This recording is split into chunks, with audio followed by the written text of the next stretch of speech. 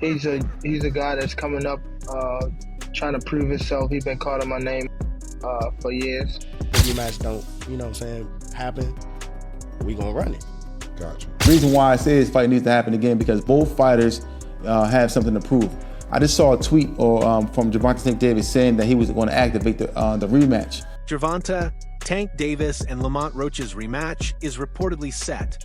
Tensions flared in a live interview when Davis snapped at Roach, vowing revenge. It's part of boxing, Tank said, unfazed by the heated exchange. The rivalry is intensifying. If you look at the whole fight, he was never bothering his eyes before you jabbed him. Before I jabbed him. Even that right hand that, like, you know what I'm saying, that kind of landed, he kind of rolled with it, but after that, you can see him wipe his eye. And then, right after I hit him with the jab, you can see him wipe his other eye. The rematch is a massive opportunity for Lamont Roach to prove he can defeat a champion like Tank Davis. Roach has pushed for the fight, knowing it's his shot at history. Set for June 21st in Las Vegas, the showdown promises fireworks. So the Tank Davis versus Lamont Roach rematch is being targeted for June 21st in Las Vegas. Now, it's good that they're running it back without wasting any time because Roach absolutely deserves a rematch. I mean, I thought he outboxed Tank the last time around. He came up a division as a gigantic 10-1 underdog, and he was the one on the front foot, landing his jab, the body shots, the combinations, throwing a lot more volume. I had it 7-5 Roach, and the no knockdown in round 9 was the reason it was a draw. If that knockdown was scored, that would have been a decision for Roach. But with all that being said, I do like Tank a lot more in the rematch. I thought he fought way too much on the back foot in the first fight, especially the first few rounds. He would land 1 or 2 punches per round, but as he started becoming the aggressor in the later rounds, he kept landing a lot more left hands and body shots. So Tank just needs to make this a dogfight, get into more exchanges, and that's where he'll land a lot more punches on Roach. When he's sitting on the back foot waiting for a counter, that's where Roach is comfortable and winning most of the rounds. So if Tank can fight the same way he did against Ryan Garcia, rounds 3 to 7, against Mario Barrios in the later rounds, or Frank Martin rounds 4 to 8, if he's the one on the front foot, then I do think he'll stop Roach in the rematch. Lamont Roach has firmly stated that Steve Willis cannot referee the rematch due to controversy over his decisions in the first fight. Many believe Willis favored Tank Davis by ignoring a key moment when Davis took a knee, sparking debate among analysts. Actually, the part with the grease in the eye, that took on a life of its own, That was a headline in the fight.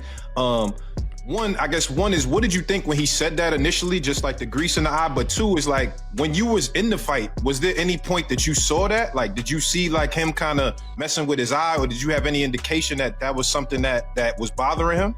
No, see, and that's the thing. If you look at the whole fight, he was never bothering his eyes before you jabbed him. Before I jabbed him. Even that right hand that, like, you know what I'm saying, that kind of landed, he kind of rolled with it. But after that, you can see him wipe his eye. And then, right after I hit him with the jab, you can see him wipe his other eye. So it's like, it was corresponding to which hand that I punched him with and exactly which eye. So it's like crazy for him to say, it's grease in my eye. And I think even when he say that, you could see me, because I'm right beside him, you can see me like, nigga, what you talking about? So, right. But you say you don't think he willing though.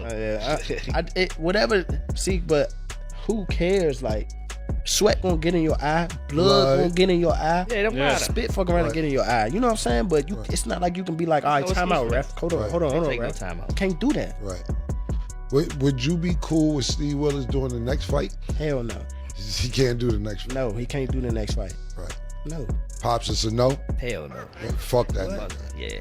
You know how many put Coach Ben on him, man. He lucky he ain't running Coach Ben after that fight. But look how many times he fight up though. Right. The knee, him going to the corner to get assistance, like, who knows? Not saying that they did any cheating like that, but like, he wiped his face with a towel. You can't do that. Right. You can't do none of that. Right. That's a disqualification. You turned your back on the ref after you took a knee.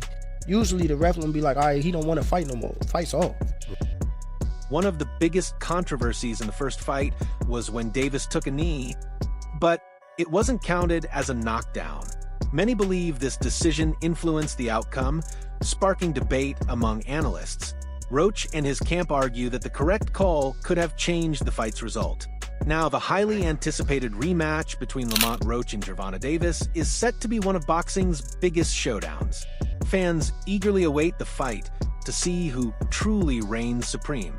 Roach has already proven he can compete at the highest level, and many believe he deserves this chance to settle the score. You got any grease in your hair tonight, Tank? That is it. Lamont, please say that in the second fight.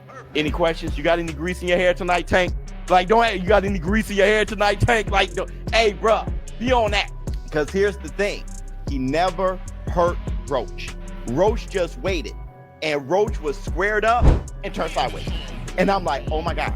I didn't think he had that. He was like, I'm like, oh my. And then he just sitting there like, you can't. I know what you're going to do because I've trained with you since we were kids. Tarver beat Roy, but he knew Roy since amateurs. Roy said he never liked fighting sparring partners because they know you so well. I should have listened to Roy. Tank Davis is eager to finalize the rematch with May as a possible date. After the controversial draw against Roach, he knows his reputation is at stake. Determined to prove his superiority, Davis sees this fight as his chance for redemption. We gotta talk about it. So Tank officially came out and says that he wants to put this rematch as early as May. Now, if that were to happen, Lamont Roach gets a second time to prove himself. Now, in my personal opinion, his stock has already risen. He is already notable. The fact that he went toe-to-toe with Tank on the decision that ended in a draw, whether he loses this second fight or not won't even matter. Because he's directly in line to go against the Keyshawn Davis, the Shakur Stevensons, and etc., the Devin Haney's, and etc. I can see him moving up and going against Devin Haney or Ryan Garcia or somebody like that. So many people to fight. Lamont Roach has definitely proven himself. But let's talk about something else. And that is the hairstylist situation. In my humble opinion, I believe she should have been quiet. As a hairstylist, there was nothing for you to say.